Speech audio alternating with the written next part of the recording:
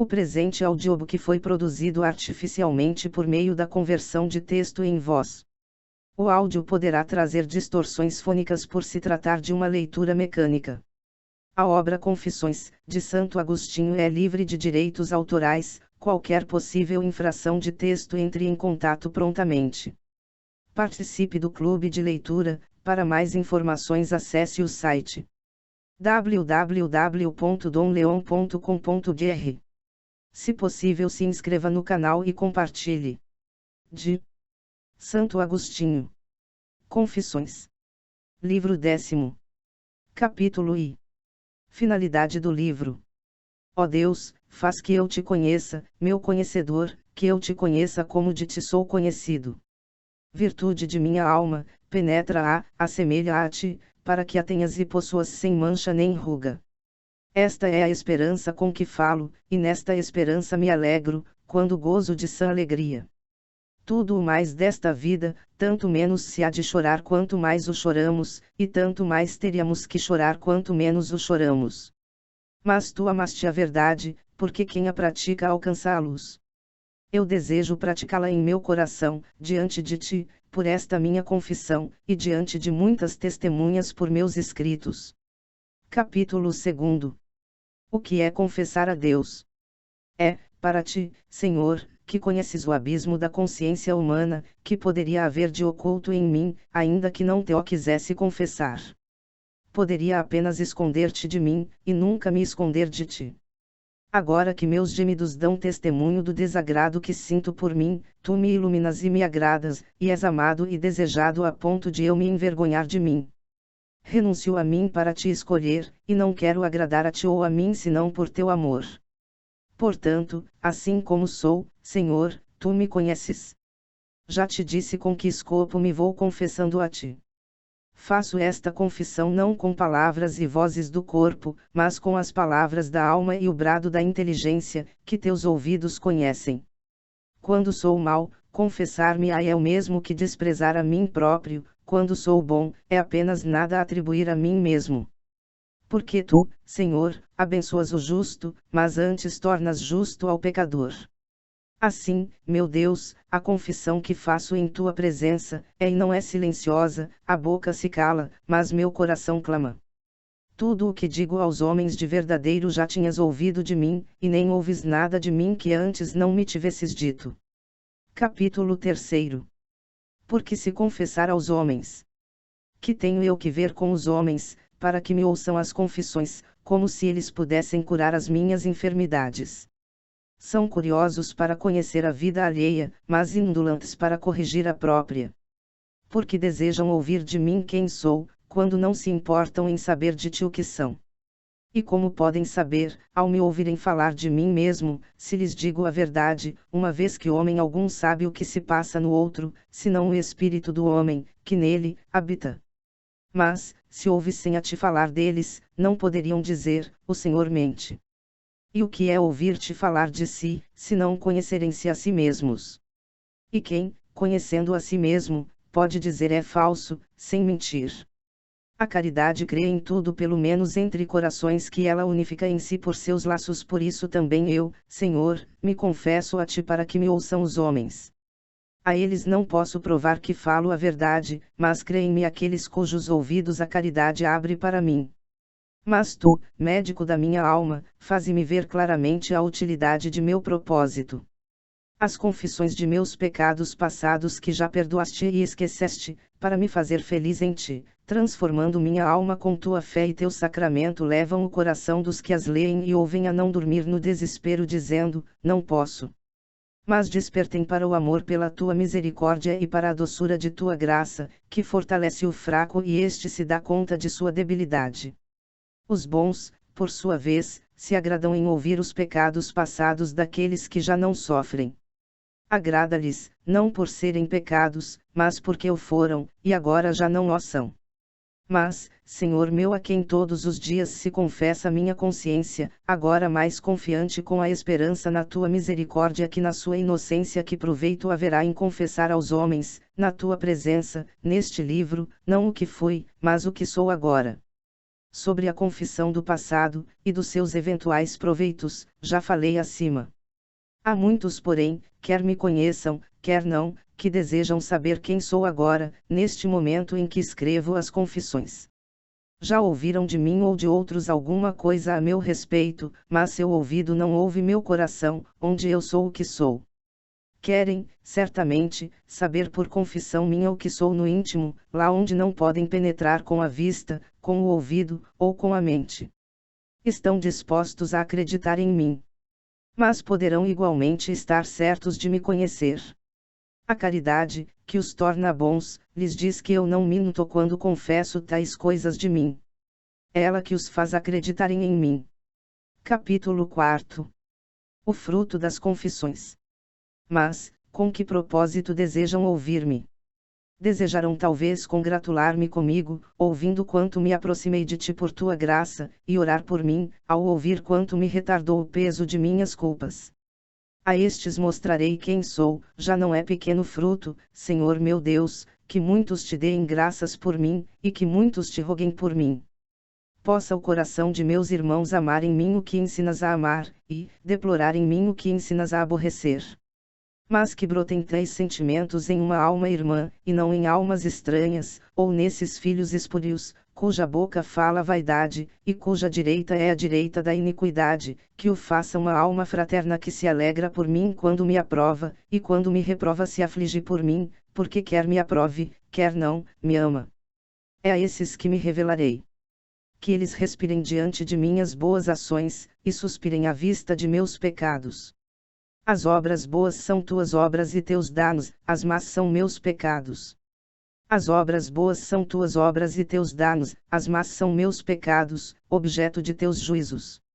Respirem pelo bem e suspirem pelo mal, e que subam à tua presença rinos e lágrimas desses corações fraternos, que são os teus turíbulos. E tu, Senhor, que te alegras com a fragrância de teu santo templo, tem piedade de mim, segundo tua grande misericórdia por causa de teu nome, e tu, que jamais abandonas uma obra começada, aperfeiçoa em mim o que há de incompleto. Este poderá ser fruto de minhas confissões, não do que fui, mas do que sou. Farei minha confissão não apenas a ti, com íntima alegria mesclada de temor, e com secreta tristeza mesclada de esperança, mas também para os homens, que compartilham minha alegria e de minha mortalidade, meus concidadãos e peregrinos como eu, quer os que me precederão, como os que me seguem ou me acompanham no caminho da vida. Estes são teus servos, meus irmãos, que tu quiseste fossem filhos teus e meus senhores, e a quem me mandaste servir se quisesse viver contigo e de ti. Mas este preceito teria sido de pouco valor para mim, se teu verbo o tivesse proferido apenas com palavras, e não tivesse mostrado o caminho com a obra. Eis que eu imito pela ação e pela palavras, e o faço à sombra de tuas asas. O perigo seria grande demais, se minha alma aí não se abrigasse, e se minha fraqueza não te fosse conhecida. Sou como uma criança, mas meu pai vive sempre, e é meu tutor idôneo, ele é há um tempo o que me gerou e o que me protege. Tu és todo o meu bem, tu, onipotente, que estás comigo mesmo antes de eu estar contigo. Revelarei, pois, a estes, a quem me mandas servir, não como fui, mas como já sou agora, e como ainda não sou. Mas não quero julgar-me a mim mesmo. Assim é que peço para ser ouvido. Capítulo V. A ignorância do homem. És tu, Senhor, quem me julga, porque ninguém conhece o que se passa no homem, a não ser o seu espírito que nele está, todavia há no homem coisas que até o espírito que nele habita ignora. Mas tu, Senhor, que o criaste, conheces todas as coisas. E eu, embora diante de ti me despreze e me considere como terra e cinza, sei algo de ti que ignoro de mim mesmo. É certo que agora vemos por espelho, em enigmas, e não face a face. Por isso, enquanto peregrino longe de ti, estou mais presente a mim do que a ti. Sei que em nada pude ser prejudicado, mas ignoro a que tentações posso resistir e a quais não posso. Todavia há esperança, pois és fiel, e não permites que sejamos tentados além de nossas forças. Com a tentação, dás também meios para suportar, para que possamos resistir. Confessarei, portanto, o que sei de mim, e também o que de mim ignoro, porque o que sei de mim só o sei porque me iluminas, e o que de mim ignoro continuarei ignorando até que minhas trevas se transformem em meio-dia, em tua presença. Capítulo 6. Quem é Deus? O que sei, Senhor, sem sombra de dúvida, é que te amo. Feriste meu coração com tua palavra, e te amei. O céu, a terra e tudo quanto neles existe, de todas as partes me dizem que te ame, nem cessam de repeti-lo a todos os homens, para que não tenham desculpas. Terás compaixão mais profunda de quem já te compadeceste, e usarás de misericórdia com quem já foste misericordioso. De outro modo, o céu e a terra cantariam teus louvores a surdos. Mas, que amo eu, quando te amo? Não amo a beleza do corpo, nem o esplendor fugaz, nem a claridade da luz, tão cara a estes meus olhos, nem as doces melodias das mais diversas canções, nem a fragrância de flores, de ungüentos e de aromas, nem o maná, nem o mel, nem os membros tão afeitos aos amplexos da carne. Nada disto amo quando amo o meu Deus. Contudo, amo uma luz, uma voz, um perfume, um alimento, um abraço de meu homem interior, onde brilha para minha alma uma luz sem limites, onde ressoam melodias que o tempo não arrebata, onde exalam perfumes que o vento não dissipa, onde se provam iguarias que o apetite não diminui, onde se sentem abraços que a saciedade não desfaz. Eis o que amo quando amo o meu Deus. Então, o que é Deus? Perguntei à terra, e ela me disse: eu não sou Deus. E tudo o que nela existe me respondeu o mesmo. Perguntei ao mar, aos abismos e aos répteis viventes, e eles me responderam: não somos teu Deus, busca-o acima de nós. Perguntei aos ventos que sopram, e todo o ar, com seus habitantes, me disse: Anaximenes está enganado, eu não sou Deus. Perguntei ao céu, ao sol, à luz e às estrelas. Tampouco somos o Deus a quem procuras, me responderam. Disse então a todas as coisas que meu corpo percebe: dizei-me algo de meu Deus, já que não sois Deus, dizei-me alguma coisa dele. E todas exclamaram em coro: ele nos criou. Minha pergunta era meu olhar, e sua resposta a sua beleza. Dirigi-me, então, a mim mesmo, e perguntei: e tu, quem és? E respondi: um homem. Para me servirem, tenho um corpo e uma alma, aquele exterior, esta interior. Por qual deles deverei perguntar pelo meu Deus, a quem já havia procurado com o corpo desde a terra até o céu, até onde pude enviar os raios de meu olhar como mensageiros? Melhor, sem dúvida, é a parte interior de mim mesmo.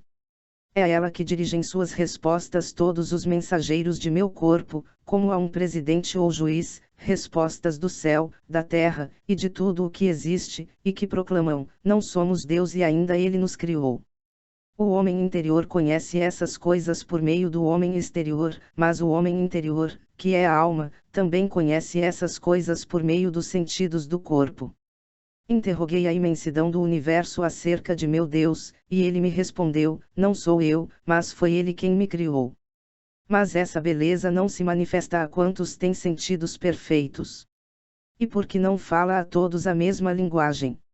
Os animais, pequenos ou grandes, a veem, mas não podem interrogá-la, porque não receberam a razão que, como juiz, interprete as mensagens dos sentidos.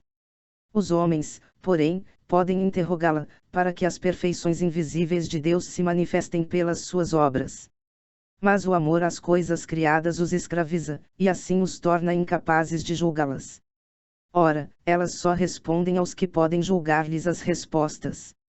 Elas não mudam sua linguagem, isto é, sua beleza, quando um só as vê, e outro as interroga, elas não lhes aparecem diferentes, mas, para uns ficam mudas, enquanto falam a outros. Ou melhor, eles falam a todos, mas apenas se entendem os que comparam sua expressão exterior com a verdade interior.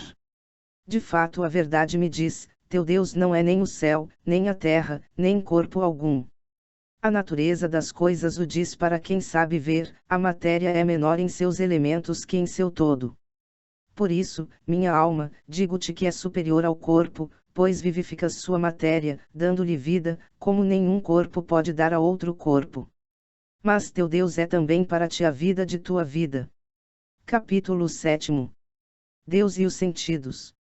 Que amo, então, quando amo a meu Deus. Quem é aquele que está acima da minha alma? É por minha alma, portanto, que subirei até ele. Hei de sobrepujar a força que me ata ao corpo, e que enche meu organismo de vida, pois não encontro nela o meu Deus. Se assim fosse, o cavalo e a mula, que não têm inteligência, também o encontrariam, porque essa mesma força vivifica seus corpos. E existe outra força, que não só vivifica, mas que também torna sensível minha carne que o Senhor me deu, ordenando ao olho que não ouça, e ao ouvido que não veja, mas aquele que sirva para ver, e a este para ouvir, e que determinou a cada um dos outros sentidos o respectivo lugar e ofício. É deles que se serve minha alma para exercer suas diversas funções, permanecendo, contudo, uma só. Vencerei também essa força, que também a possuem o cavalo e a mula, pois também eles sentem por meio do corpo. Capítulo 8. O milagre da memória. Vencerei então esta força de minha natureza, subindo por degraus até meu Criador. Chegarei assim diante dos campos, dos vastos palácios da memória, onde estão os tesouros de inúmeras imagens trazidas por percepções de toda espécie. Lá também estão armazenados todos os nossos pensamentos, quer aumentando, quer diminuindo, ou até alterando de algum modo o que nossos sentidos apanharão, e tudo o que aí depositamos, se ainda não foi sepultado ou absorvido no esquecimento. Quando ali penetro, convoco todas as lembranças que quero. Algumas se apresentam de imediato, outras só após uma busca mais demorada, como se devessem ser extraídas de receptáculos mais recônditos. Outras irrompem em turbilhão e, quando se procura outra coisa, se interpõem como a dizer, não seremos nós que procuras. Eu as afasto com a mão do espírito da frente da memória, até que se esclareça o que quero, surgindo do esconderijo para a vista. Há imagens que acodem à mente facilmente e em sequência ordenada à medida que são chamadas, as primeiras cedendo lugar às seguintes, e desaparecem, para se apresentarem novamente quando eu o quiser. É o que sucede quando conto alguma coisa de memória.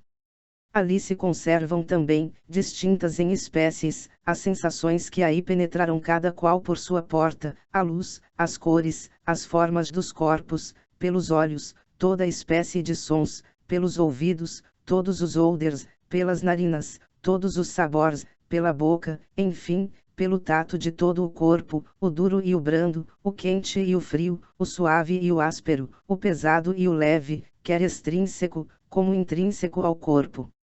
A memória armazena tudo isso em seus vastos recessos, em suas secretas e inefáveis sinuosidades, para lembrá-lo e trazê-lo à luz conforme a necessidade. Todas essas imagens entram na memória por suas respectivas portas, sendo ali armazenadas.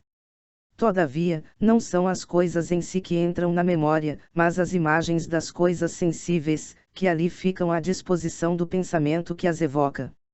Mas quem poderá explicar como se formaram tais imagens, apesar de se conhecer o sentido pelo qual foram captadas e escondidas em seu íntimo?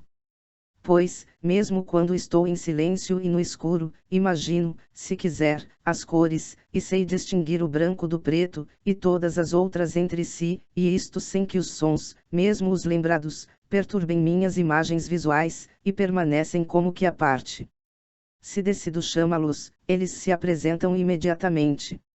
Mesmo quando minha língua descansa e minha garganta se cala, canto quanto quero, sem que as imagens das cores, também presentes, se interponham ou perturbem enquanto me sirvo do tesouro que me entrou pelos ouvidos.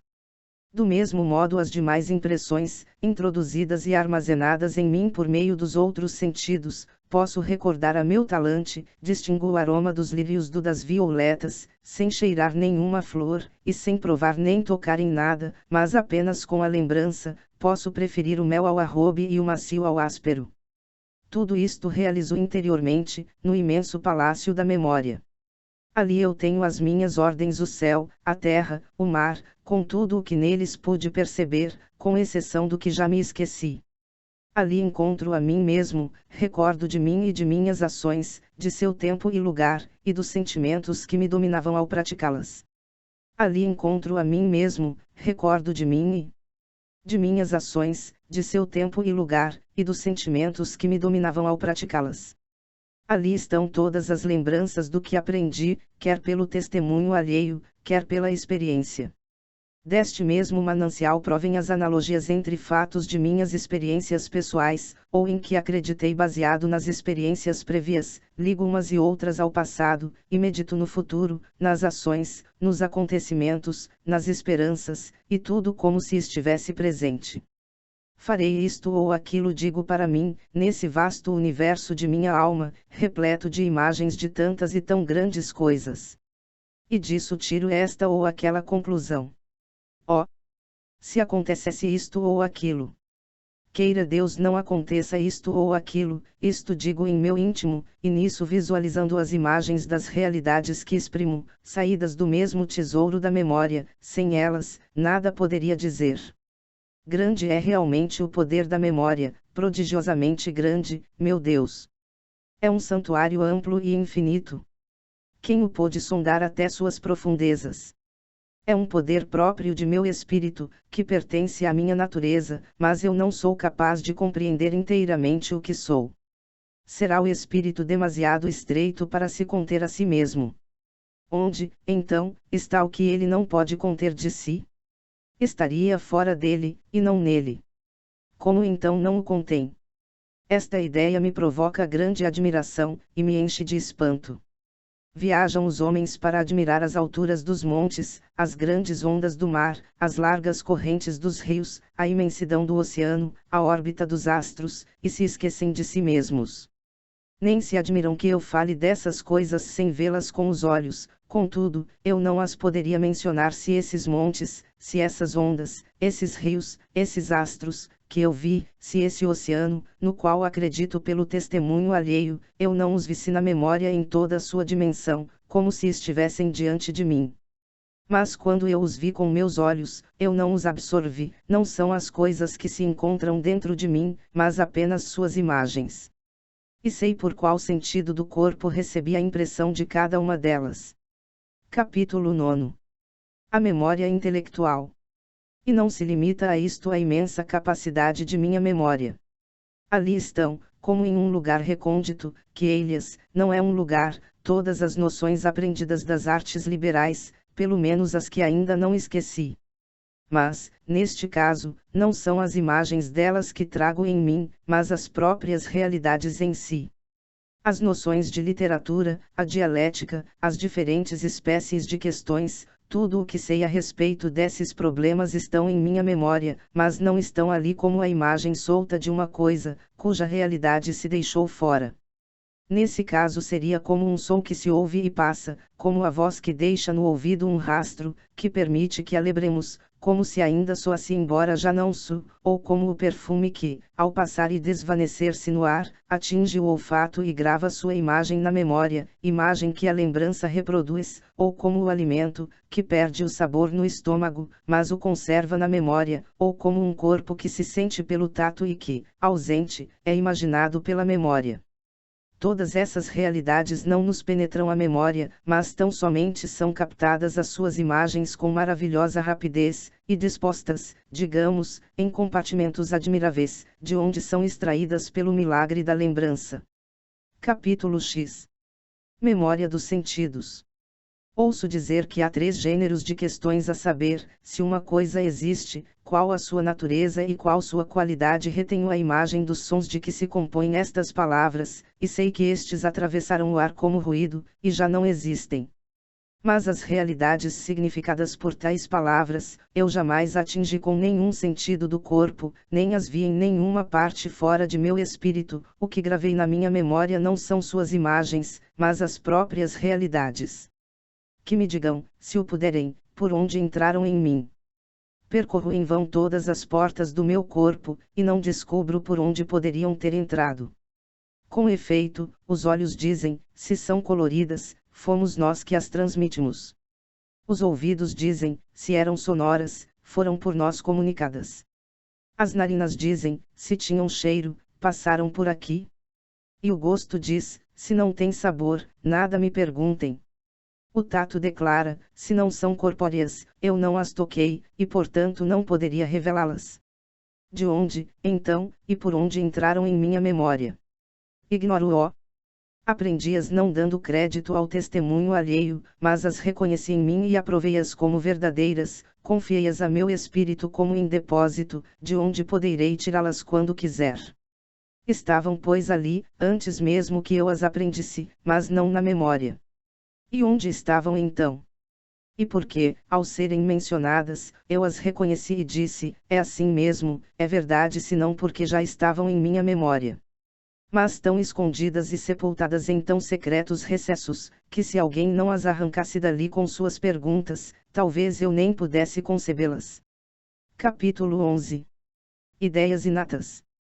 Por isso descobrimos que adquirir tais noções cujas imagens não atingimos por meio dos sentidos mas que percebemos em nós, sem o auxílio de imagens, tais como são em si mesmas, nada mais é do que coligir com o pensamento os elementos esparsos na memória e, pela reflexão, obrigá-los a estarem sempre disponíveis à memória, onde antes se ocultavam em desordem e abandono, de modo que se apresentem sem dificuldade ao chamado do nosso espírito. E quantas noções deste tipo não encerra minha memória, já descobertas e, como disse, postas como que à mão, eis o que chamamos de aprender e saber. Se porém deixo de as recordar por uns tempos, de tal modo submergem e se dispersam em seus profundos esconderijos, que é preciso reuni-las uma segunda vez, como se fossem novas, cogente, pois não tem outra habitação e juntá-las de novo para que possam ser objeto do saber, isto é, preciso tirá-las de sua condição de dispersão e juntá-las novamente. Daí a palavra cogitare, porque cogo e cogito são como agosto e agito, e fece ou facito. Contudo, a inteligência reivindicou essa palavra, cogito, para si, de modo que essa operação de coligir, de reunir no espírito, e não em outra parte, é propriamente o que se chama pensar, cogitare. Capítulo 12. A memória e as matemáticas. A memória guarda também as relações e inumeráveis leis dos números e dimensões, sendo que nenhuma dessas ideias foi impressa em nós pelos sentidos do corpo, porque não tem cor, nem som, nem tem cheiro, nem gosto, nem são tangíveis. Ouço, quando elas se fala, os sons das palavras que as exprimem, mas uma coisa são os sons, e outra bem diferente são as ideias que elas significam. As palavras soam de modo diferente em grego e em latim, mas as ideias nem são gregas, nem latinas, nem de nenhuma outra língua. Vi linhas traçadas por artistas, finas como um fio de aranha. Mas as linhas materiais não são a imagem das que vi com meus olhos carnais. Para reconhecê-las não há necessidade alguma de se pensar em um corpo qualquer, pois, é no espírito que as reconhecemos. Também conheci os números mediante os sentidos do corpo, mas a ideia de número é bem diferente, não são imagens dos primeiros, possuindo por isso mesmo um ser muito mais real. Ria-se de mim quem não compreender o que disse, eu terei compaixão de seu riso. Capítulo 13. A memória da memória. Tudo isso eu guardo em minha memória, assim como o modo pelo qual o aprendi. Também guardo na memória as muitas argumentações infundadas que ouvi contra essas verdades. Essas objeções sem dúvida são falsas, mas não é falso recordá-las. E lembro de ter sabido distinguir entre essas verdades e os erros que se lhe opunham. Vejo agora que uma coisa é essa distinção, que faço hoje, e outra o recordar ter feito muitas vezes tal distinção, ao considerá-las. Lembro-me, portanto, de ter muitas vezes compreendido isso, e confio à memória o ato atual de distingui-las e compreendê-las, para me lembrar, mais tarde, de que hoje as compreendi. Lembro-me então de que me lembrei, e se mais tarde lembrar de que agora pude recordar essas coisas, será ainda por força da memória. Capítulo 14. A lembrança dos sentimentos. Essa mesma memória conserva também os afetos da alma, não do modo como os sente a alma quando da vivencia, mas de modo muito diverso, segundo o exige a força da memória. Lembro-me de ter estado alegre, ainda que não o esteja agora, recordo minha tristeza passada, sem estar triste, lembro-me de ter sentido medo, sem senti-lo de novo, lembro-me de antigo desejo, sem que o mesmo sinta agora. Outras vezes, pelo contrário, lembro-me com alegria a tristeza passada, e com tristeza uma alegria passada. Isto nada tem para admirar quando se trata de emoções corporais, porque uma coisa é a alma e outra o corpo, e assim não é maravilha que me lembre com alegria de um sofrimento físico já passado. Porém, aqui o espírito é a própria memória. Quando confiamos uma tarefa a alguém, dizemos, não o guardei no espírito, fugiu-me do espírito. É, portanto, a memória que chamamos de espírito. Sendo assim, porque ao evocar com alegria uma tristeza passada, meu espírito sente alegria e minha memória, tristeza. Se meu espírito se alegra com a alegria que tem em si, porque a memória não se entristece com a tristeza, que também tem em si. Seria a memória estranha ao espírito. Quem ousará afirmá-lo? Sem dúvida a memória é como o estômago da alma, e a alegria e a tristeza são como alimentos, doce ou amargo, quando tais emoções são confiadas à memória, depois de passarem, digamos, por esse estômago, podem ali serem guardadas, mas já perderam o sabor. Seria ridículo comparar emoções e alimento como semelhantes. Contudo, elas não são totalmente diferentes. É ainda da memória que tiro a distinção entre as 4 emoções da alma, o desejo, a alegria, o medo e a tristeza. Assim, todo raciocínio que eu teça, dividindo cada uma delas nas espécies de seus gêneros, definindo-as, é na memória que encontro o que tenho a dizer, e de lá tiro tudo o que digo. Contudo, ao recordar essas emoções, não me perturbo com nenhuma delas. E antes mesmo que eu as recordasse para discuti-las, elas ali estavam, e por isso puderam ser tiradas da memória mediante a lembrança. Talvez a lembrança tire da memória essas emoções como o ato de ruminar tira do estômago os alimentos. Mas então, porque aquele que rumina sobre tais paixões não sente na boca do pensamento a doçura da alegria ou a amargura da tristeza? Estará justamente nisto a diferença entre tais fatos. De fato, quem gostaria de falar dessas emoções se, todas as vezes que falássemos do medo ou da tristeza, nos víssemos tristes ou temerosos? Contudo, certamente não poderíamos falar deles se não encontrássemos na memória não só os sons dessas palavras, segundo a imagem gravada em nós pelos sentidos, mas ainda as noções que elas exprimem. Essas noções, nós não as recebemos por nenhuma porta da carne, mas a própria alma, sentindo-as pela experiência das próprias emoções, confiou-as à memória, ou então a própria memória as reteve, sem que ninguém lhes confiasse. Capítulo 15. A memória das coisas ausentes. Mas quem poderá explicar se a recordação se faz por meio de imagens ou não? Por exemplo, se digo pedra, ou digo sol, sem que tais objetos estejam presentes a meus sentidos, certamente tenho suas imagens na memória, à minha disposição. Evoco uma dor do corpo, que está ausente de mim, já que nada me dói. Contudo, se a imagem da dor não estivesse em minha memória, não saberia o que dizia, e ao raciocinar não a distinguiria do prazer. Falo de saúde do corpo, estando são, neste caso, está em mim o próprio objeto. No entanto, se sua imagem não estivesse em minha memória, de modo algum lembraria o significado dessa palavra.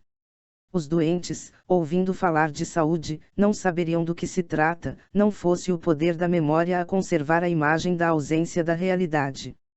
Falo dos números com que calculamos, e eles se apresentam na memória, não suas imagens, mas os próprios números. Evoco a imagem do sol, e esta se apresenta à minha memória, e não evoco a imagem de uma imagem, mas a própria imagem, disponível à recordação. Falo em memória, e reconheço o que falo, mas de onde o sei, senão da própria memória? Estará ela presente a si própria por sua imagem, e não por si mesma. Capítulo 16. A memória do esquecimento. E quando falo do esquecimento, e reconheço de que falo, como poderia eu reconhecê-lo se dele não lembrasse? Não falo do som da palavra, mas da realidade que ela exprime.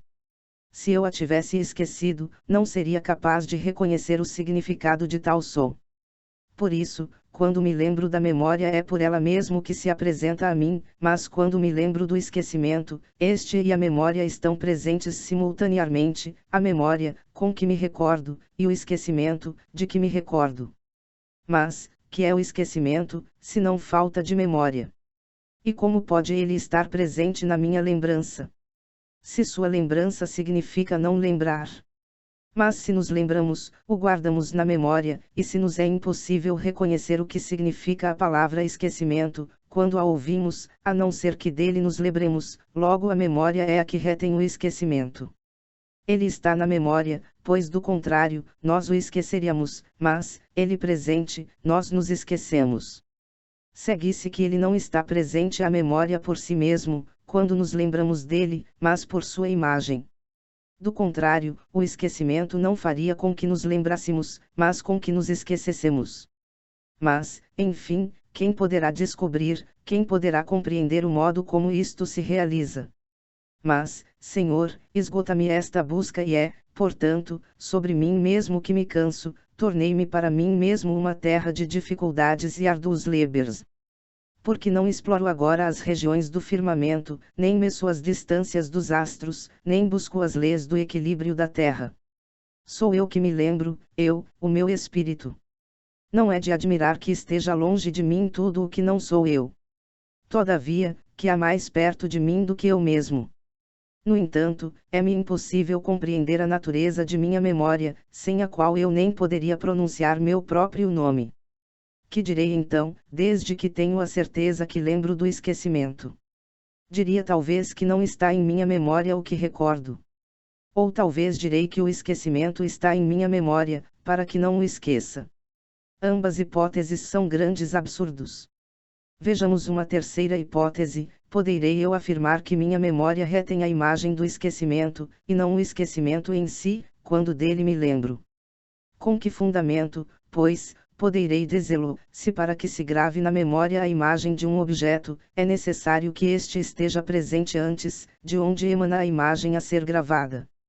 É assim que lembro de Cartago, e assim de todos os outros lugares por que passei, assim me lembro do rosto dos homens que vi e das coisas que meus sentidos me deram a conhecer, assim me lembro ainda da dor física, coisas cujas imagens a memória fixou quando estavam presentes, para que eu as pudesse contemplar e repassar em espírito, quando eu as evocasse na sua ausência.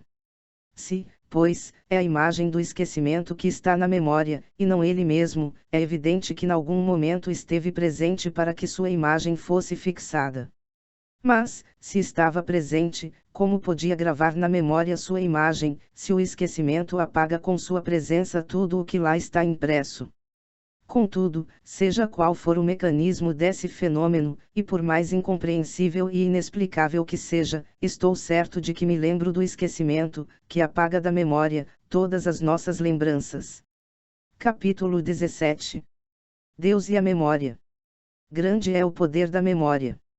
E ela tem algo de terrível, meu Deus, em sua complexidade infinita e profunda. E isto é o Espírito, e isto sou eu mesmo. Que sou, pois meu Deus? Qual a minha natureza? Vida vária e multiforme, de amplidão imensa. Eis-me em minha memória, em seus campos, antros, inumeráveis cavernas, tudo isso infinitamente cheio de toda espécie de coisas, também inumeráveis. Umas gravadas em imagens, como os corpos, outras, estão sob a forma de não sei que noções e sinais, como os afetos da alma, que a memória conserva quando a alma já não os sente, embora tudo o que está na memória esteja também no espírito. Percorro em todas as direções este mundo interior, vou de um lado para outro, e nele me aprofundo o mais possível, sem encontrar-lhe os limites, tão grande é a vida que reside no homem mortal. Que hei de fazer, pois, meu Deus, minha verdadeira vida? Ultrapassarei também esta faculdade que se chama memória. Ultrapassá-la-ei para chegar a ti, doce luz. Que dás-as. Subindo em espírito a ti, que estás acima de mim, ultrapassarei também esta minha força, que se chama memória, pois quero atingir-te onde és acessível, e unir-me a ti por onde possa fazê-lo.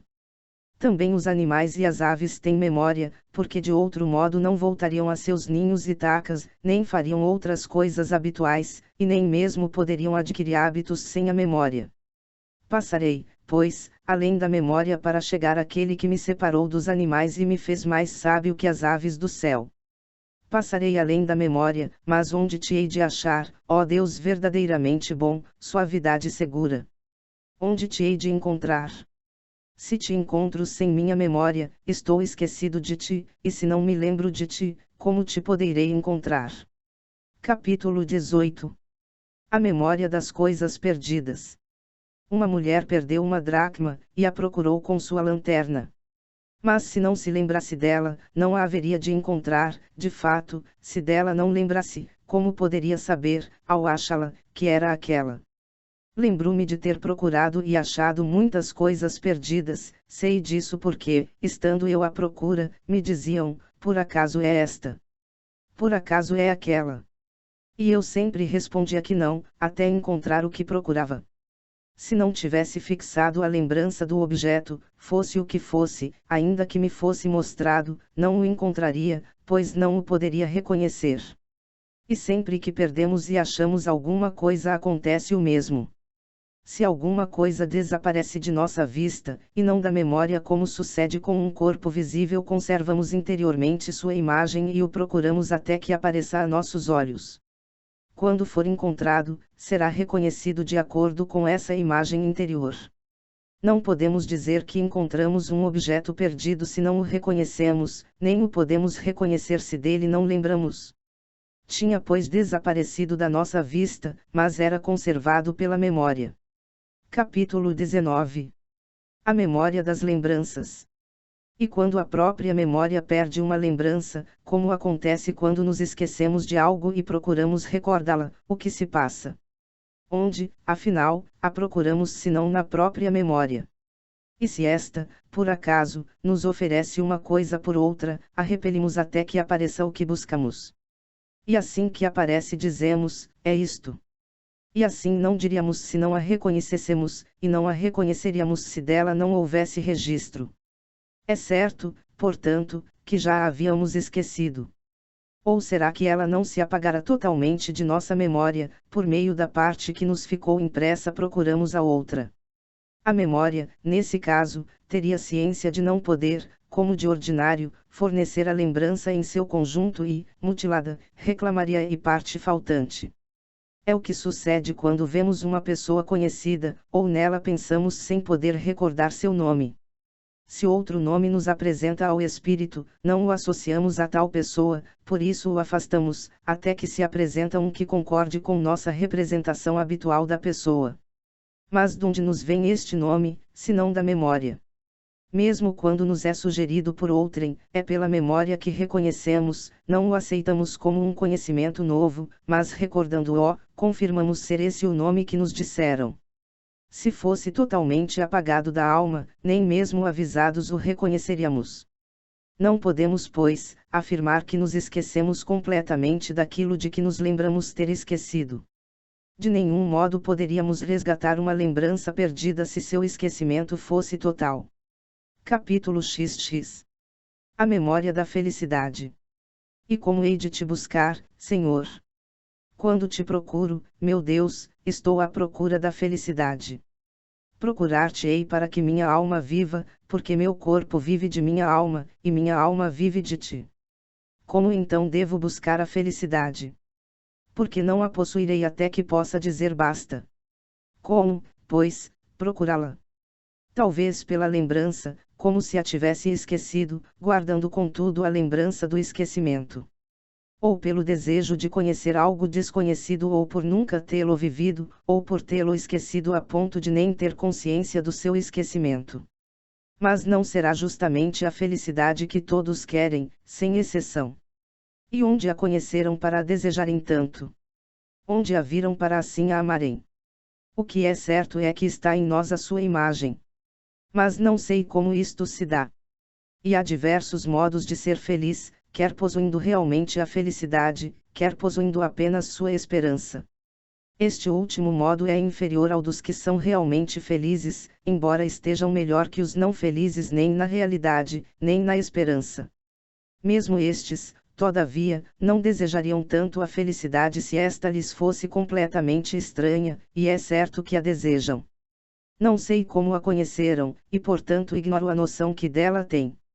O que me preocupa é saber se essa noção reside na memória, pois, se é lá que reside, é sinal de já fomos felizes alguma vez.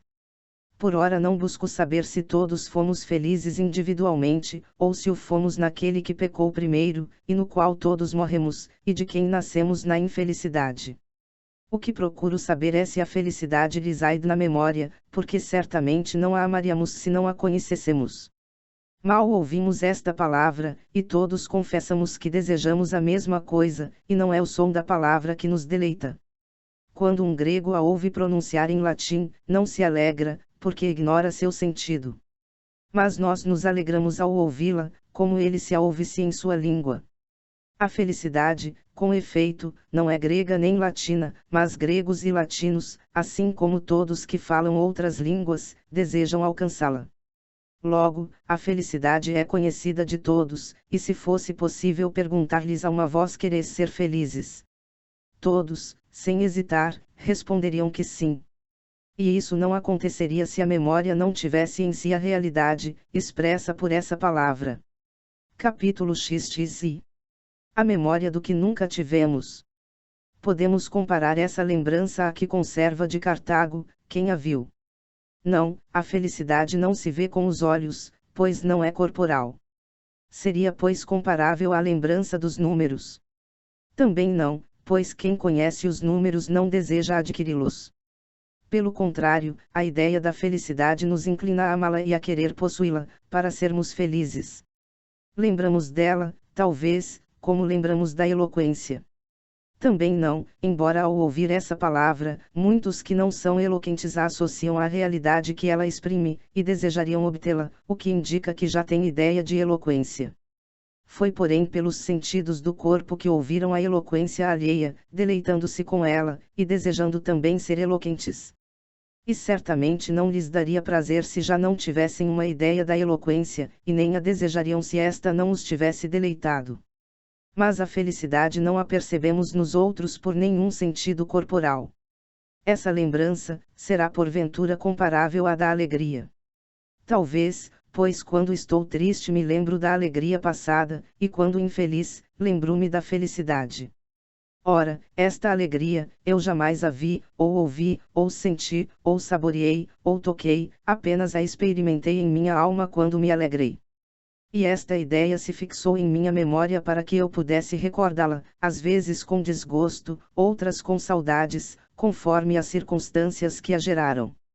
De fato me senti invadido de alegria causada por ações torpes, cuja lembrança agora aborreço e abomino. Outras vezes alegrei-me por ações boas e honestas, das quais me lembro com saudade, mas já pertencem ao passado, e evoco com tristeza minha antiga alegria. Mas onde e quando, então, experimentei a felicidade para lembrar-me dela, para amá-la e desejá-la? Não sou eu apenas, ou alguns que a desejam, mas todos, sem exceção, queremos ser felizes. Sem uma noção precisa da felicidade, nossa vontade não teria essa firmeza. Que significa isto? Se perguntarmos a dois homens se querem alistar-se no exército, talvez um responda que sim, o outro que não. Mas, perguntemos se desejam ser felizes, e ambos responderão que sim, sem nenhuma hesitação. E desejando um engajar-se, e o outro não, têm ambos a mesma finalidade, ser felizes. Um gosta disto, outro daquilo, mas ambos concordam em ser felizes, como seria unânime a resposta afirmativa a quem lhes perguntasse se querem estar alegres. Essa alegria é o que eles chamam de felicidade. E ainda que um siga por um caminho e outro por outro, a finalidade de todos é um só, a alegria. Como a alegria é um sentimento do qual todos temos experiência, a encontramos em nossa memória, e a reconhecemos ao ouvir pronunciar a palavra felicidade. Capítulo XXI. A verdadeira felicidade. Longe de mim, longe do coração de teu servo, Senhor, que a ti se confessa, a ideia de encontrar a felicidade não importa em que alegria. A felicidade é uma alegria que não é concedida aos ímpios, mas àqueles que te servem por puro amor, tu és essa alegria. Alegrar-se de ti, em ti e por ti, isso é felicidade. E não há outra. Os que imaginam outra felicidade, apegam-se a uma alegria que não é a verdadeira. Contudo, sempre há uma imagem da alegria da qual sua vontade não se afasta. Capítulo XXI. Felicidade e verdade. Poderemos então concluir que nem todos desejam ser felizes, pois há aqueles que não querem buscar em ti sua alegria, tu que és a única felicidade. Ou talvez todos a queiram, mas, como a carne combate contra o espírito, e o espírito contra a carne, e com isso se contentam. Porque não querem com força bastante aquilo que não podem, para obtê-lo. Pergunto a todos se preferem encontrar a alegria na verdade ou no erro, ninguém hesita em declarar que preferem a verdade, como em dizer que querem ser felizes. É que a felicidade é a alegria que provém da verdade. E essa alegria é a que nasce de ti, que és a própria verdade, ó meu Deus, minha luz, saúde de meu rosto. Todos querem essa vida, a única feliz, essa alegria que se origina na verdade. Encontrei muitos que gostam de enganar, mas ninguém que quisesse ser enganado. Onde, então, conheceram a felicidade, senão onde conheceram a verdade?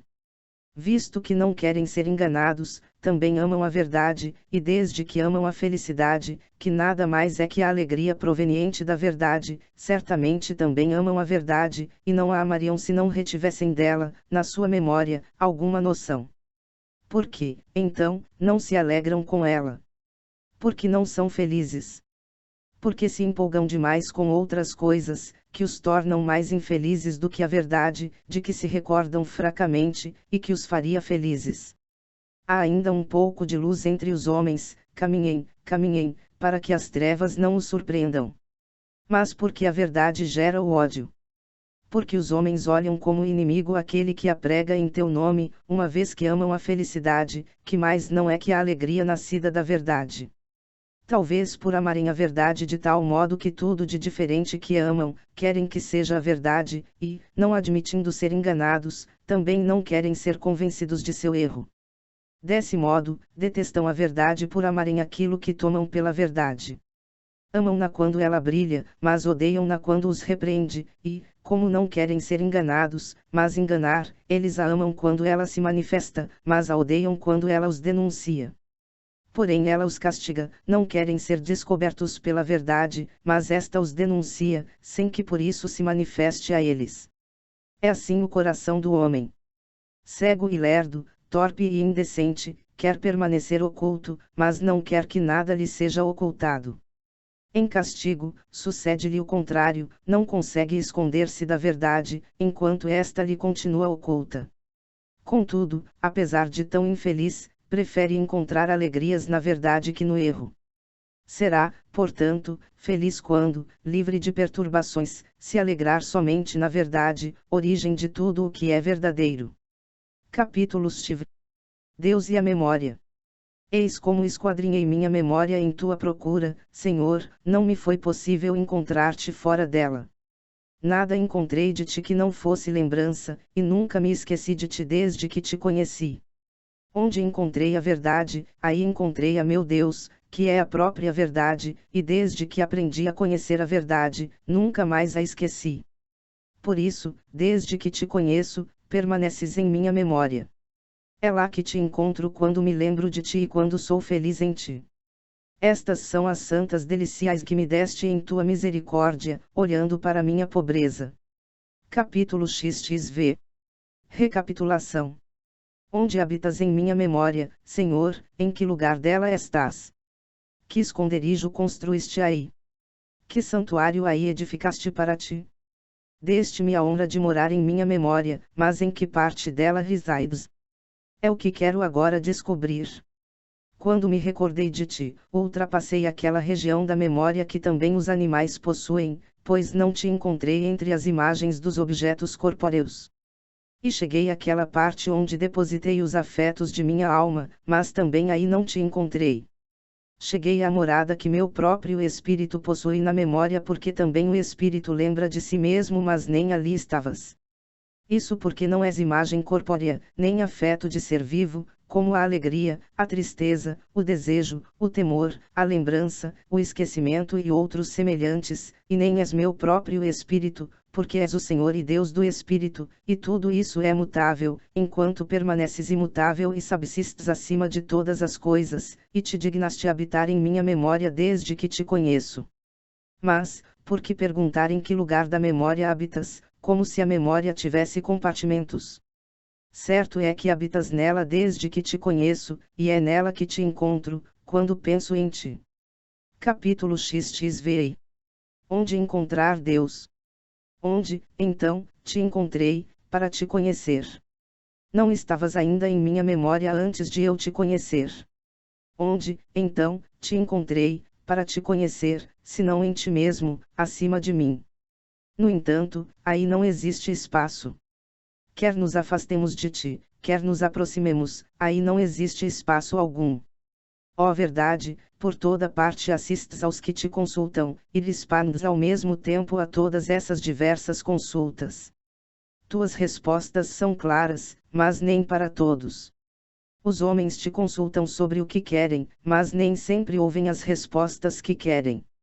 Teu servo fiel é o que não pensa em ouvir de ti a resposta que quer, mas em querer a resposta que lhe dás. Capítulo XVI. Solilóquio de amor. Tarde te amei, beleza tão antiga e tão nova, tarde te amei. Eis que estavas dentro de mim, e eu lá fora, a te procurar. Eu, disforme, me atirava à beleza das formas que criaste. Estavas comigo, e eu não estava em ti. Retinham-me longe de ti aquilo que nem existiria se não existisse em ti. Tu me chamaste, gritaste por mim, e venceste minha surdez. Brilhaste, e teu esplendor afugentou minha cegueira. Exalaste teu perfume, respirei e suspiro por ti. Eu te saboreei, e agora tenho fome e sede de ti. Tocaste-me, e o desejo de tua paz me inflama. Capítulo XVI. A vida do homem. Quando me unir a ti com todo o meu ser, não sentirei mais dor ou fadiga, minha vida, cheia de ti, será então a verdadeira vida. Alivias aqueles que enches de ti, mas, como ainda não estou cheio de ti, sou um peso para mim mesmo. Minhas alegrias, que deveriam ser choradas, lutam com minhas tristezas que deveriam alegrar-me, e ignoro de que lado está a vitória.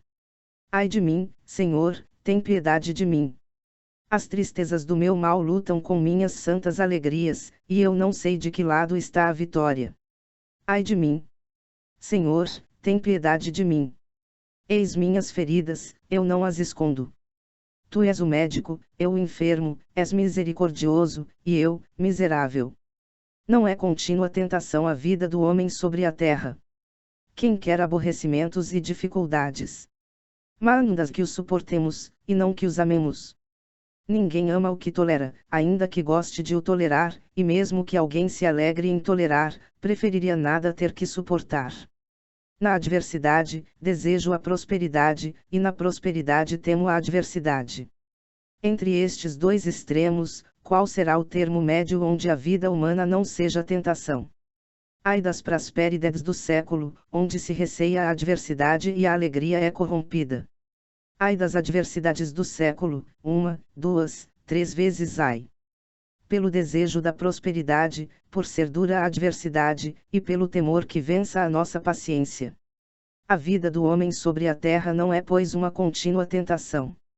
Capítulo XX. Esperança em Deus. Só na grandeza da tua misericórdia coloco toda a minha esperança. Dai-me o que me ordenas e ordena-me o que quiserdes.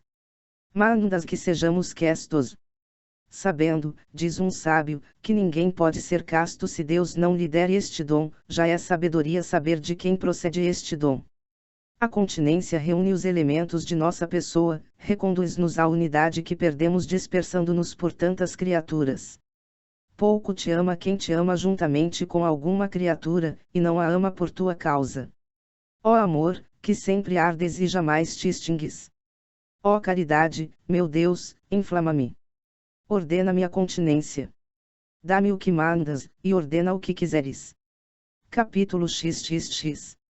Sonho e voluptuosidade. Ordenas que me abstenha da concupiscência da carne, da concupiscência dos olhos e da ambição do século.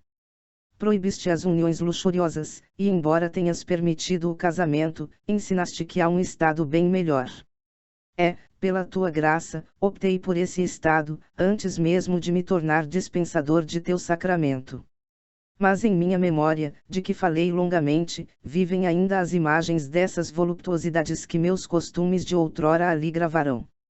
sem forças diante de mim quando estou acordado. Durante o sono, elas não somente suscitam em mim o prazer, mas o consentimento do prazer e a ilusão da ação. Tais ilusões têm tal poder sobre minha alma e sobre meu corpo, apesar de tão falsas, que seus fantasmas impelem a meu sono o que a realidade não me pode induzir quando em vigília. Acaso então, Senhor meu Deus, será que eu não sou eu nessas horas? E como vai tão grande diferença dentro de mim mesmo, do momento em que passo da vigília para o sono e vice-versa? Onde pois está a razão, que durante a vigília resiste a tais sugestões, e que não se abala mesmo diante da realidade? Acaso se fecha juntamente com os olhos? Ou adormece com os sentidos do corpo? E porque, muitas vezes, mesmo no sono, resistimos, lembrados de nosso propósito, e nele permanecemos questos, negando o consentimento a tais seduções. Todavia, a diferença é tanta que, no caso de não resistir durante o sono, ao acordar voltamos a encontrar a paz de consciência, e a própria diferença entre os dois estados indica que não fomos nós que fizemos aquilo, e lamentamos o que se fez em nós. Senhor onipotente, não poderia tua mão curar todas as enfermidades de minha alma, abolindo também, com maior abundância de graça, os movimentos lascivos de meu sono?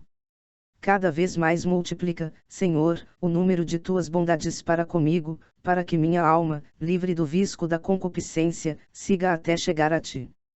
Para que não seja rebelde, nem mesmo durante o sono, para que, pelo estímulo de imagens bestiais, não só não cometa essas torpezas degradantes até a lascívia carnal, mas que nem mesmo consinta nisso. Não é muito para ti, ó Todo-Poderoso, que podes fazer mais do que pedimos e compreendemos, fazer com que, quer minha idade presente, quer na minha vida futura, eu me deleite nessas tentações mesmo que sejam tão pequenas, que o primeiro esforço as venceria, quando adormeço com pensamentos questos. Agora digo exultando ao meu Senhor em que estado me encontro neste gênero de pecado, com tremor pelos danos que já me concedeste, e gemendo pelas minhas imperfeições. Espero que aperfeiçoes em mim tuas misericórdias, até que atinja a plenitude da paz de que gozarão em ti meu espírito e meu corpo, quando a morte for absorvida pela vitória. Capítulo XXXI. A intemperança. O dia me traz novo pecado, e oxalá fosse o único. Comendo e bebendo, restauramos as diuturnas perdas de nosso corpo, até o dia em que destruirás o alimento e o estômago, matando minha necessidade com uma maravilhosa saciedade, e revestindo este corpo corruptível de eterna incorruptibilidade. Mas por ora esta necessidade me é grata, e luto contra essa delícia, para que não me domine, é uma guerra cotidiana que sustento com jejum, reduzindo meu corpo à escravidão. Mas minhas dores são eliminadas pelo prazer, porque a fome e a sede são sofrimentos, queimam e matam como a febre se os alimentos não lhe põem remédio. Mas como esse remédio está sempre à nossa disposição, graças à liberdade de teus danos que põe à disposição de nossa fraqueza a terra, a água e o céu, nossas misérias recebem por nós o nome de delícias. Tu me ensinaste a considerar os alimentos como remédios. Mas quando passo dessa penosa necessidade à paz da saciedade, nessa passagem a concupiscência arma para mim sua cilada. Esta passagem é prazerosa, e não há outra para se chegar onde a necessidade nos obriga. A razão do beber e do comer é a conservação da saúde, mas um prazer insidioso acompanha como lacaio essas funções, e sempre tenta tomar a dianteira, de modo que faço pelo prazer o que digo fazer por minha saúde. Ora, a medida do prazer não é a mesma da saúde, o que é bastante para a saúde não é para o prazer, e muitas vezes é difícil discernir se é o cuidado com o corpo que pede reforço de alimento, ou se é a gula que nos engana e quer ser servida. Essa incerteza alegra nossa pobre alma, feliz por ter encontrado um álibi e uma desculpa na impossibilidade de determinar o que basta para o cuidado com a saúde, e sob o pretexto da sua conservação esconde a busca do prazer. Esforço-me para resistir a essas tentações diárias, e invoco tua mão para me socorrer. A ti confesso minha incerteza, porque sobre este ponto meu juízo ainda não é firme. Ouço a voz de meu Deus que ordena: não se façam pesados vossos corações com a intemperança e embriaguez. A embriaguez está longe de mim, que tua misericórdia não a deixe se aproximar. Mas a intemperança, ao contrário, chega às vezes a arrastar teu servo. Tua misericórdia há de afastá-la de mim, porque ninguém pode ser temperante senão por tua graça. Muitas coisas nos concedes quando te invocamos, e todo o bem que recebemos, mesmo antes de o pedir, é a ti que sempre o devemos. E o ato mesmo de reconhecermos que esses danos são teus, é ainda graça tua. Nunca estive embriagado, mas conheci muitos, dados a esse vício, que se tornaram sóbrios por tua graça. Assim, é graças a ti que alguns não são o que nunca foram, e também é graças a ti que outros não são mais o que foram, e é graças a ti, enfim, que estes e aqueles sabem a quem devem essa graça. Ouvi ainda de ti outra palavra, não corras atrás de tuas concupiscências, e reprime teus apetites. Tua graça ainda me fez ouvir outra palavra, de que tanto gostei: se comemos, não teremos abundância, e se não comemos, não sofreremos privação. Ou seja, nem isto me fará rico, nem aquilo pobre. E ouvi ainda esta outra: aprendi a me contentar com o que tenho, sei viver na abundância e suportar a penúria. Tudo posso naquele que me fortalece. Eis como fala o bom soldado da milícia celeste, nada parecido ao pó que somos. Mas, Senhor, lembrasse que somos pó, e que de pó fizeste o homem, que este havia se perdido, e que foi reencontrado. Por si mesmo, formado do mesmo pó que nós, nada podia aquele cujas palavras inspiradas tanto amei: tudo posso naquele que me fortalece. Concede-me forças, para que eu possa. Dá-me o que mandas, e manda o que quiseres. Paulo confessa que tudo recebeu de ti, e, quando se glória, é no Senhor que ele se glória. Ouvi também outro que te pedia esta graça: afasta de mim a intemperança. De onde se conclui claramente, ó Deus Santo, que dás a força de cumprir o que mandas. Tu me ensinaste, Pai bondoso, que tudo é puro para os puros, mas que é mal para o homem comer com escândalo, que tudo o que fizeste é bom, e que nada deve ser rejeitado do que se recebe com ação de graças, que os alimentos não nos recomendam a Deus, que ninguém nos deve julgar pela comida ou pela bebida, que o que come não deve julgar o que não come.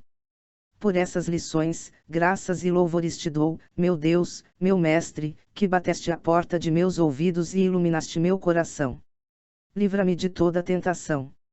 Não receio a impureza dos alimentos, mas a impureza do prazer. Sei que Noé teve permissão de comer toda espécie de carne que pudesse servir de alimento, e que Elias comeu carne para reparar as forças. Sei que João Batista, asceta admirável, não se manchou com os animais os gafanhotos de que se alimentava. Todavia eu sei que Esaú deixou-se enganar pelo desejo de um prato de lentilhas, que Davi se repreendeu a si mesmo por ter desejado água, que nosso rei foi submetido à tentação, não de carne, mas de pão. Por isso o povo foi justamente repreendido no deserto, não por ter desejado comer carne, mas porque o desejo o fez murmurar contra o Senhor. Exposto a estas limitações, luto diuturnamente contra a concupiscência do comer e do beber, pois não é coisa que possa cortar de uma vez por todas, apenas com o propósito de nunca mais recair, como fiz com a luxúria. É uma rédea imposta a meu paladar, ora para afrouxá-la, ora para retizá-la. E quem é, Senhor, que não se deixa arrastar às vezes além dos limites do necessário? Se existe alguém assim, é de fato grande, e deve engrandecer teu nome. Eu porém não sou desse número, porque sou pecador. Contudo, também, eu engrandeço teu nome, e aquele que venceu o mundo e notar-se junto a ti por meus pecados. Conta-me entre os membros enfermos de seu corpo, porque teus olhos viram minhas imperfeições e porque todos serão inscritos em teu livro. Capítulo 6. Os prazeres do olfato. Quanto à sedução dos perfumes, não me preocupo demais. Quando ausentes, não os procuro, quando presentes, não os recuso, mas estou sempre disposto a deles me abster. Pelo menos assim me parece, embora talvez me engane. Trevas deploráveis me envolvem, que me escondem minhas faculdades reais, por isso, quando meu espírito indaga a respeito de suas forças, bem sabe que não pode confiar em si mesmo, por seu íntimo permanecer muitas vezes insondável, até que a experiência lhe o manifeste. Ninguém pois se deve ter seguro nesta vida, que é tentação perpétua. Pois, como podemos nos tornar melhores, não aconteça de nos tornar piores. Nossa única esperança, nossa única confiança, nossa firme promessa é tua misericórdia. Capítulo 6. Os prazeres do ouvido. Os prazeres do ouvido me prendem e me subjugam com mais força, mas tu me desligaste, me libertaste. Agradam-me ainda, eu o confesso, os cânticos que tuas palavras vivificam, quando executados por voz suave e artística, todavia eles não me prendem, e dele posso me desvencilhar quando quero.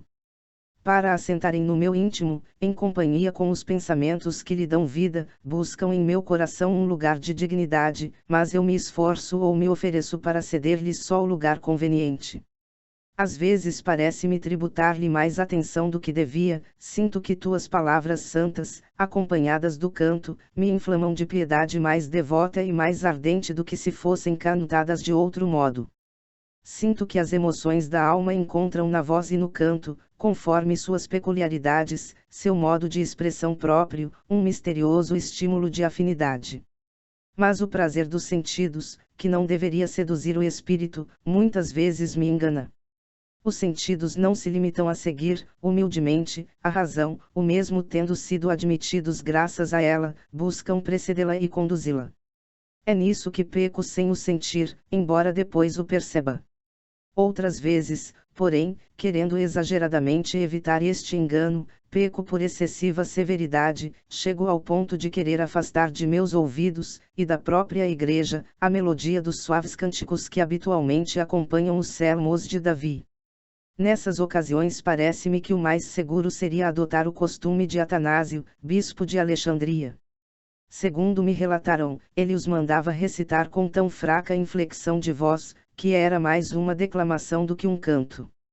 Contudo, quando lembro das lágrimas que derramei ao ouvir os cantos de tua igreja, nos primórdios de minha conversão, e que ainda agora me comovem, não tanto com o canto, mas com as letras cantadas, voz clara e modulações apropriadas, reconheço novamente a grande utilidade desse costume. Assim, oscilo entre o perigo do prazer e a constatação dos efeitos salutares do canto. Por isso, sem emitir juízo definitivo, inclino-me a aprovar o costume de cantar na igreja, para que, pelo prazer do ouvido, a alma ainda muito fraca, se eleve aos sentimentos de piedade.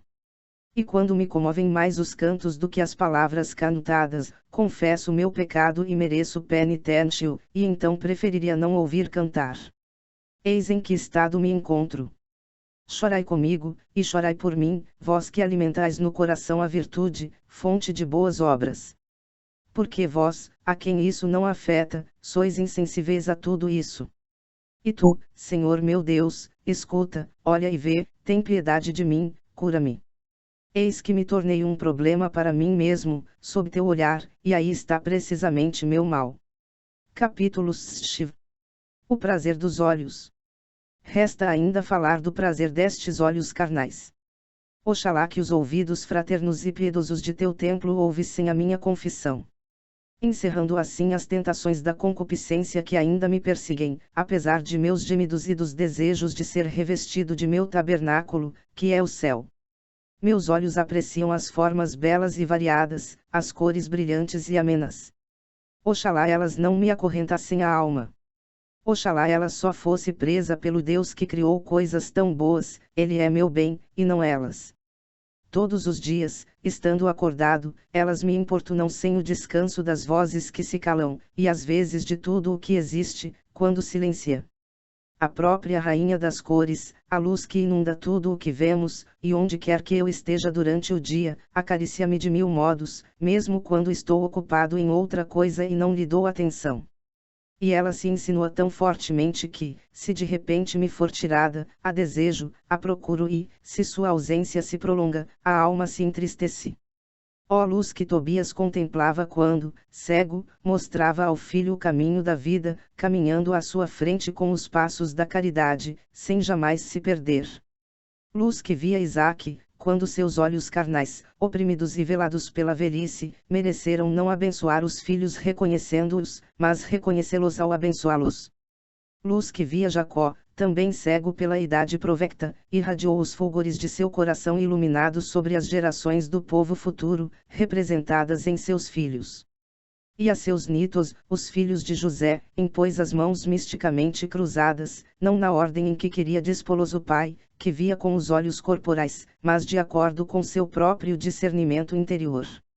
Eis a verdadeira luz, ela é uma, e todos os que a veem e amam formam um único ser. Quanto à luz corporal, de que falava, com sua doçura sedutora e perigosa, é um dos prazeres da vida para os cegos amantes do mundo.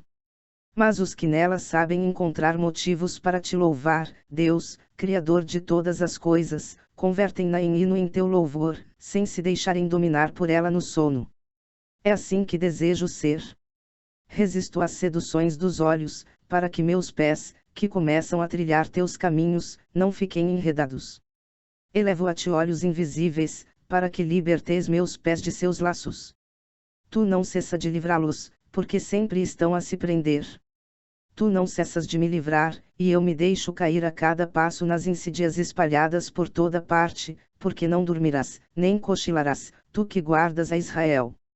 Quantos encantos os homens acrescentaram às seduções dos olhos, com a variedade de suas artes, com sua indústria de vestidos, de calçados, de vessos, de objetos de toda espécie, com pinturas e esculturas diversas que de longe ultrapassam os limites do necessário e moderado e da expressão piedosa. Exteriormente perseguem as produções de suas artes, e em seu interior abandonam aquele que os criou, deturpando em si o que ele fez. Quanto a mim, meu Deus e minha glória, encontro nisto razão para cantar-te um hino, e oferecer um sacrifício de louvor àquele que sacrificou por mim. As belezas que da alma do artista passam para suas mãos, provem desta beleza, que é superior às nossas almas e pela qual minha alma suspira dia e noite. Entretanto, os que geram e os amantes das belezas exteriores, tiram da beleza soberana apenas o critério para julgá-las, mas não uma regra para usá-las bem. Contudo, a norma ali está, mas eles não a veem. Se a vissem, não se afastariam, e guardariam sua força para ti, e não a dissipariam em fatigantes delícias. Mesmo eu, que exponho e compreendo essas verdades, deixo-me enredar nessas belezas, mas tu me livras de seu laço, tu me libertas, porque tua misericórdia está diante de meus olhos. Miseravelmente eu caio, e tu me levantas misericordiosamente, às vezes sem que eu o perceba, quando minha queda foi suave, e outras infligindo-me uma pena, por ter ficado preso ao chão. Capítulo XXXV. A curiosidade. Às anteriores acrescente-se outra tentação, que oferece maiores perigos. Além da concupiscência da carne, que consiste no deleite voluptuoso de todos os sentidos, e cuja servidão dana os que ela afasta de ti, insinua-se na alma um outro desejo, que se exerce pelos mesmos sentidos corporais, mas tende menos a uma satisfação carnal do que a tudo conhecer por meio da carne. É a vancuriosidade, que se disfarça sob o nome de conhecimento e de ciência. Como nasce do apetite de tudo conhecer, e como entre os sentidos os olhos são os mais aptas para o conhecimento, a Sagrada Escritura chamou-a de concupiscência dos olhos. De fato, ver é função própria dos olhos, mas muitas vezes nós usamos essa expressão mesmo quando se trata de outros sentidos, aplicados ao conhecimento. Nós não dizemos, ouve como isto brilha nem, sente como isso resplandece nem, apalpa como isto cintila. Para exprimir tudo isso dizemos ver ou olhar. E até não nos limitamos a dizer, olha que luz, pois apenas os olhos nos podem dar esta sensação, mas, dizemos ainda, olha que sou. Olha que cheiro. Olha que gosto. Olha como é duro. Por isso toda experiência que é obra dos sentidos é chamada, como disse, concupiscência dos olhos. Essa função da visão, que pertence aos olhos, é usurpada metaforicamente pelos outros sentidos, quando buscam conhecer alguma coisa. Daqui podemos distinguir claramente o papel da volúpia e o da curiosidade na ação dos sentidos. O prazer procura o que é belo, melodioso, suave, saboroso, agradável ao todo, a curiosidade por sua vez deseja o contrário, não para se expor ao sofrimento, mas pela paixão de conhecer por meio da experiência. Que prazer pode ter na visão de um cadáver dilacerado, que causa horror? E todavia onde há um cadáver, para lá corre toda a gente para se entristecer e empalidecer. E temem depois revelou em sonhos, como se alguém os tivesse obrigado a contemplá-lo, ou como se a fama de alguma beleza os tivesse atraído. O mesmo acontece com os outros sentidos, o que seria enfadonho enumerar. É esse quê de mórbido de curiosidade que faz com que se exibam monstruosidades nos espetáculos. É ela que nos induz a perscrutar os segredos da natureza exterior, cujo conhecimento de nada serve, mas que os homens buscam conhecer apenas pelo prazer de conhecer. É ela também que inspira o homem a pesquisar, com fim semelhante, a ciência perversa, que é a arte da magia. E é ela, enfim, que, até na religião, nos induz a tentar a Deus, pedindo-lhe sinais e prodígios, não para a salvação da alma, mas apenas pela ânsia de vê-los. Nessa imensa floresta, cheia de insídias e perigos, cortei e lancei para fora de meu coração muitos males, graças à força que me concedeste para tanto, Deus de minha salvação. Contudo, no turbilhão diário de tantas e tão variadas tentações que atormentam minha vida, quando ousarei dizer que nenhuma delas atrai mais minha atenção e não cativa minha vancuriosidade? Certamente que o teatro já não me atrai, nem me importo mais em conhecer o curso dos astros, jamais, para obter uma resposta, consultei as sombras, pois detesto todos os ritos sacrílegos.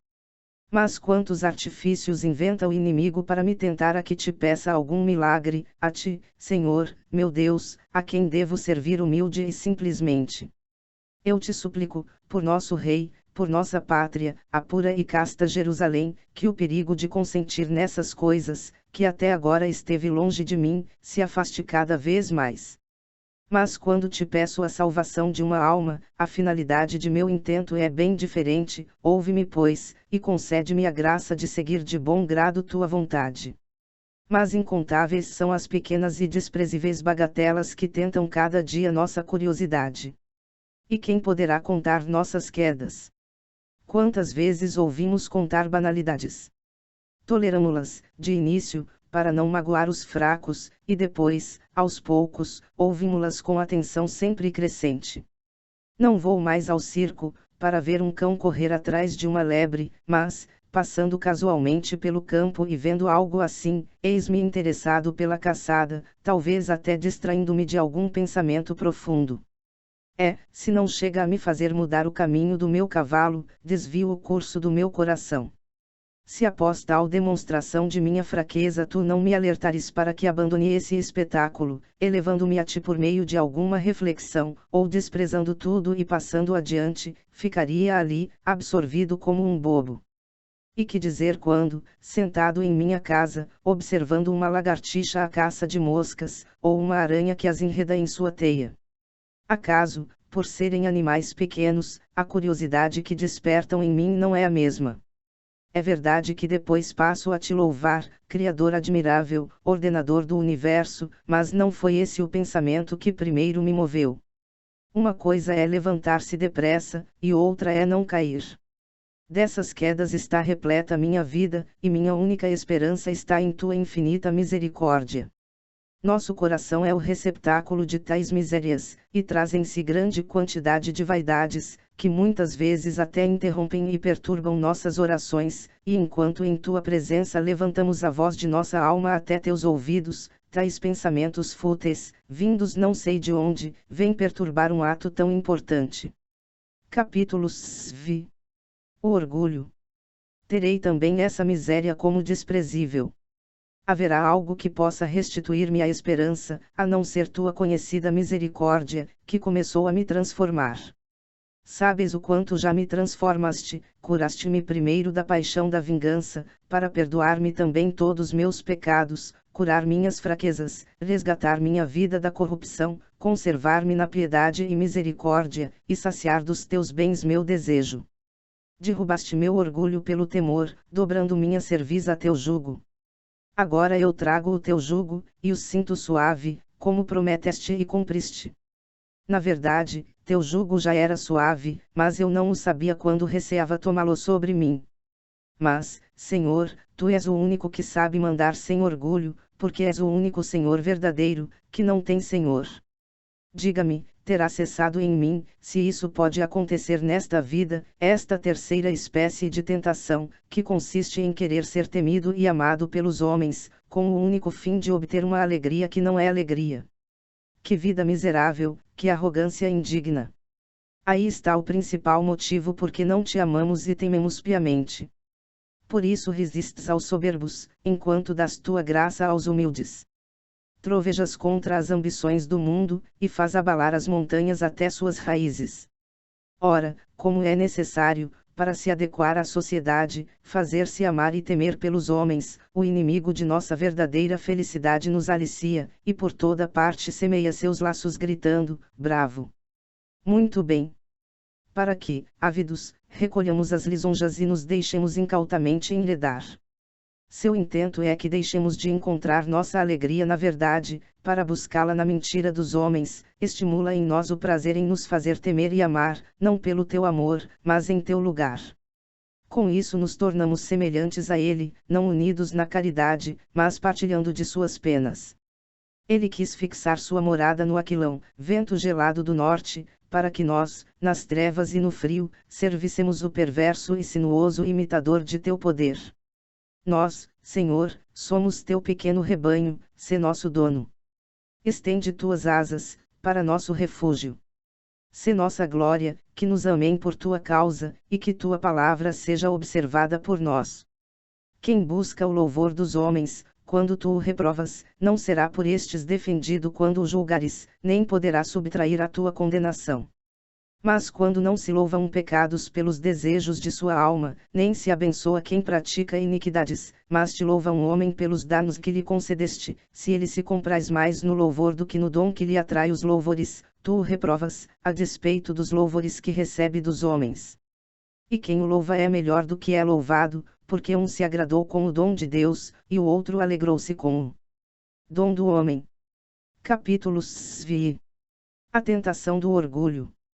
Todos os dias somos acometidos por estas tentações, Senhor, somos tentados sem trégua. Os louvores dos homens são a fornalha onde todos os dias somos postos à prova. Também nisso mandas que sejamos continentes. Concede-nos o que mandas, e manda o que quiseres. A esse respeito, conheces os lamentos que meu coração te dirige, e os rios de lágrimas que brotam de meus olhos. É-me difícil distinguir o quanto estou purificado dessa peste, tenho muito medo de minhas faltas ocultas, que teus olhos conhecem, e os meus ignoram. Nos outros gêneros de tentação, tenho recursos para me examinar, mas quanto a este, quase nenhum. Posso avaliar o quanto dominei a minha alma a respeito dos prazeres da carne e das vãs curiosidades, quando me vejo privado de tais coisas por minha vontade ou por necessidade. Então me indago se é pena maior ou menor o ver-me privado desses danos. Quanto à riqueza, ambicionada apenas para satisfazer a uma, duas ou todas as três paixões, no caso em que a alma não perceba se as despreza quando as possui, depende só dela renunciar a elas para provar seu desapego. Todavia, para nos privar dos louvores e provar nosso poder sobre eles, será talvez necessário levar uma vida má, infame, horrível, a ponto de ninguém nos conhecer sem nos detestar. Pode-se dizer ou conceber maior insanidade. Se o louvor deve habitualmente acompanhar uma vida boa e de boas obras, não será por isso que deveremos abandonar a vida exemplar. Contudo, para distinguir se a privação de um bem me é indiferente ou penosa, é preciso que me prive desse bem. Então, Senhor, que devo confessar-te quanto a tais tentações? Que tenho em grande apreço o louvor. Mas agrada-me mais a verdade. Pois, se tivesse que escolher entre duas situações, ser louvado pela minha loucura ou por meus erros ou ser escarnecido por todos pela minha firme certeza da verdade, bem sei o que escolheria. Contudo, não gostaria que a aprovação alheia aumentasse para mim a alegria que sinto pelo pouco bem que faço. Mas tenho de te confessar que não só o louvor a aumenta, mas também que o vitupério a diminui. Quando me sinto perturbado por essa miséria, uma desculpa surge em mim. Só tu sabes, Senhor, se ela é válida, porque a mim me deixa perplexo. De fato, não nos ordenaste apenas a continência, que nos ensina a afastar certas coisas de nós, mas também a justiça, que direciona nosso amor. não quiseste que amássemos somente a ti, mas também o nosso próximo.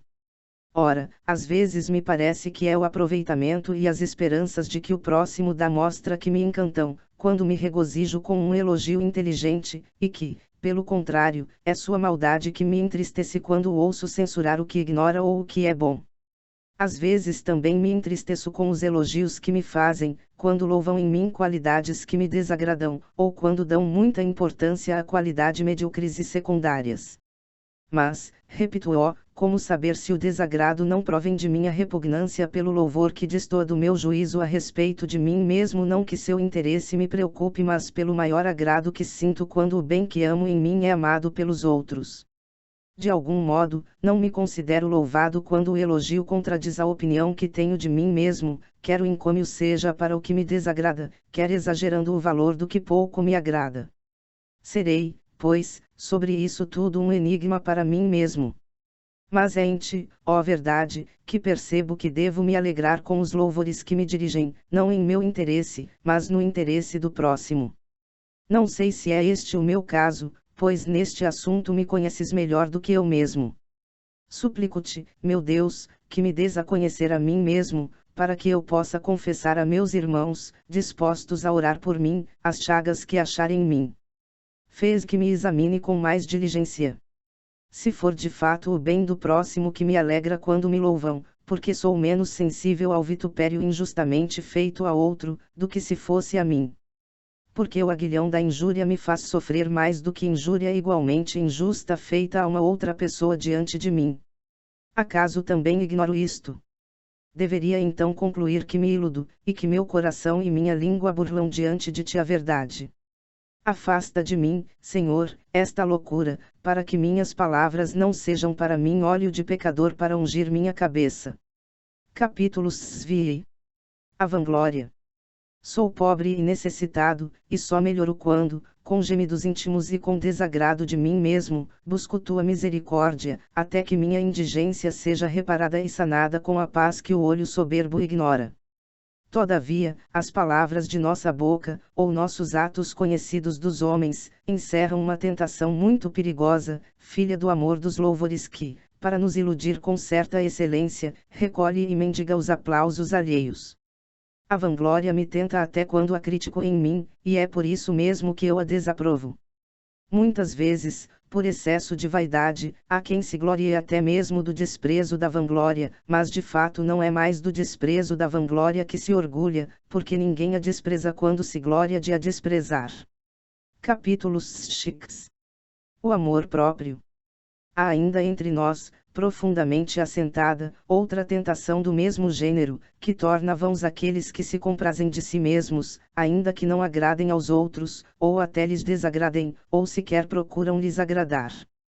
E quanto mais enfatuados estejam consigo mesmos, mais desagradam a ti, não só ao se gloriarem dos males como se fossem bens, mas sobretudo quando se gloriam de teus bens como se fossem deles, ou quando, reconhecendo-os em si, eles os atribuem a seus merecimentos, ou ainda quando, atribuindo-os à tua graça, eles não os gozam amigavelmente com os demais, gestando ciúmes e inveja.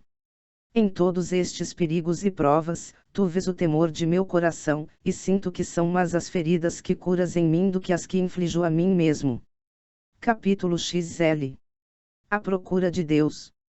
Quando deixaste de me acompanhar, ó verdade, para me ensinar o que eu devia evitar ou procurar, sempre te consultei, a te submetendo, dentro da minha limitação, meus medíocres pontos de vista. Percorri com os sentidos, como pude, o mundo exterior. Observei a vida de meu corpo e os meus próprios sentidos. Depois adentrei nas profundezas da memória em seus múltiplos domínios, tão maravilhosamente repletos de inúmeras riquezas, observei tudo isso, estupefato.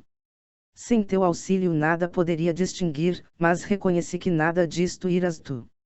Nem era eu o descobridor de todas essas coisas, me esforcei para distingui-las e avaliá-las em seu devido valor, recebendo-a através dos sentidos e interrogando-as. Senti outras coisas unidas a mim, e as examinei, assim como aos sentidos que mas traziam, revolvi as vastas reservas da memória, analisando certas lembranças, guardando umas e trazendo outras à luz. Porque tu és a luz permanente que eu consultava sobre a existência, o valor e a qualidade de todas as coisas, e eu ouvia teus ensinamentos e tuas ordens. Costumo fazê-lo muitas vezes, pois essa é a minha alegria, e sempre que meus trabalhos me permitem algum descanso, refugio-me nesse prazer. Em nenhuma dessas coisas que percorro consultando-te, não encontro lugar seguro para minha alma senão em ti, só em ti se reúnem meus pensamentos esparsos, sem que nada meu se aparte de ti. Às vezes, me fezes conhecer uma extraordinária plenitude de vida interior, de inefável doçura que, se chegasse à contemplação, não seria certamente compatível com esta vida. Mas torno a cair nesta baixeza, cujo peso me acabrunha, volto a ser dominado pelos meus hábitos, que me têm cativo e, apesar de minhas lágrimas, não me libertam. Tão pesado é o fardo do hábito. Não quero estar onde posso e não posso estar onde quero, miséria em ambos os casos. Capítulo XLI. Deus e a mentira. Examinei minhas fraquezas de pecador nas 3 formas de concupiscência, e invoquei tua destra para me salvar. Apesar de ter coração ferido, vi teu esplendor, e forçado a recuar, disse: quem pode chegar lá? Fui lançado para longe de teus olhos. Tu és a verdade que presida todas as coisas. E eu, minha avareza, não queria perder-te, mas queria possuir ao mesmo tempo a ti e a mentira, como os que não querem mentir a ponto de perderem a noção de verdade. Assim te perdi, porque não admites, nem em nenhum coração, conviver com a mentira. Capítulo XLI. Os neoplatônicos e o caminho para Deus. Poderia eu encontrar alguém que me reconciliasse contigo? Deveria eu recorrer aos anjos? E com que orações, com que ritos? Ouvi dizer que muitos dos que se esforçam para voltar a ti, e que não conseguiam por si mesmos, tentaram este caminho e caíram na curiosidade de visões estranhas, recebendo por isso o justo castigo das ilusões. Soberbos, procuravam-te com o coração inchado de sua ciência arrogante, e sem humildade. E atraíram para si, pela semelhança de sentimentos, os demônios do ar, que se fizeram cúmplices e aliados de sua soberba, e se tornaram iludidos de seus poderes mágicos. Procuravam um mediador para purificá-los, mas não o encontraram, senão ao demônio transfigurado em anjo de luz, que justamente por não possuir corpo de carne, seduziu-lhes fortemente a carne orgulhosa.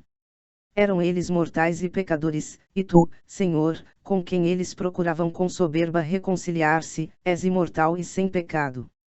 Era necessário que o mediador entre Deus e o homem tivesse alguma semelhança tanto com Deus como com os homens, pois se assemelhasse apenas aos homens, estaria muito longe de Deus, e se assemelhando só a Deus, estaria muito longe dos homens, em ambos os casos não poderia ser mediador.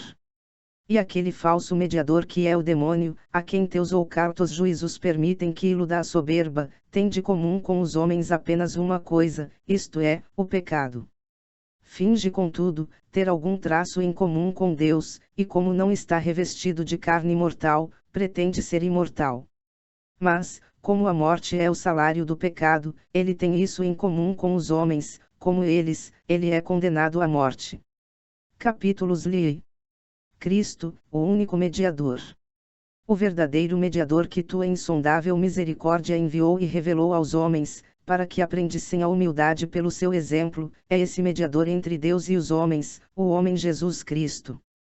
Apareceu como intermediário entre os pecadores mortais e o justo e mortal, mortal como os homens e justo como Deus. Como a vida e a paz são a recompensa da justiça, pela justiça que une a Deus ele suprimiu a morte entre os ímpios justificados, e quis compartilhá-la com eles. Foi revelado aos santos dos antigos tempos, para que eles se salvassem pela fé em sua paixão futura, como nós nos salvamos pela fé em sua paixão passada. De fato, só é mediador enquanto homem, enquanto verbo não é intermediário, por ser igual a Deus, Deus em Deus e, ao mesmo tempo, Deus único. Como nos amaste, Pai bondoso! Não poupando teu Filho único, o entregaste por nós pecadores. Ó! Como nos amaste!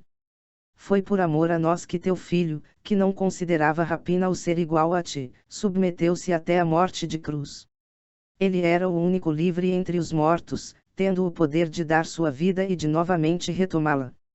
Por nós se fez diante de ti vencedor e vítima, por nós, diante de ti, se fez sacerdote e sacerdote porque ele era o sacrifício, de escravos, fez de nós teus filhos, nascidos de ti, se fez nosso escravo.